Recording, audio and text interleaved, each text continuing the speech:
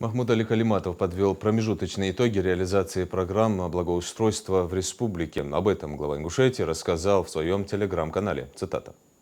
Благоустройство общественных территорий в Ингушетии в этом году идет к завершению. На сегодняшний день кассовое исполнение достигло 81%. Лидерами по темпам благоустройства со 100% показателем стали города Сунжа, Малгобек, Карабулак, Назрановский и Малгобекский районы. Особое внимание уделяется благоустройству общественных территорий. Только за последние 6 лет, благодаря нацпроекту, в республике благоустроено 191 общественное пространство, такие как парки, улицы, скверы. Важно отметить, что в эту работу были вовлечены сами жители населенных пунктов в отбор территорий, которые попали в перечень объектов для благоустройства. Задача органов местного самоуправления – держать на контроле сроки и качество работ по созданию комфортной городской среды. На сегодняшний день 5 муниципалитетов уже справились с поставленными задачами. Темпы работ в Магасе, Джайрахском районе и по некоторым объектам в Назране надо ускорить. Время еще есть, отметил Махмуд Али Калиматов. Особое внимание необходимо уделить объектам, где кассовое исполнение ниже 70%. В частности, в Магасе и по проекту «Малые города и исторические поселения в Назране». Парк имени Карцхала Мальсагова в Назране – объект переходящий и будет дофинансирован. Объекты надо сдать в срок, как и все предыдущие годы, заключил глава Ингушетии.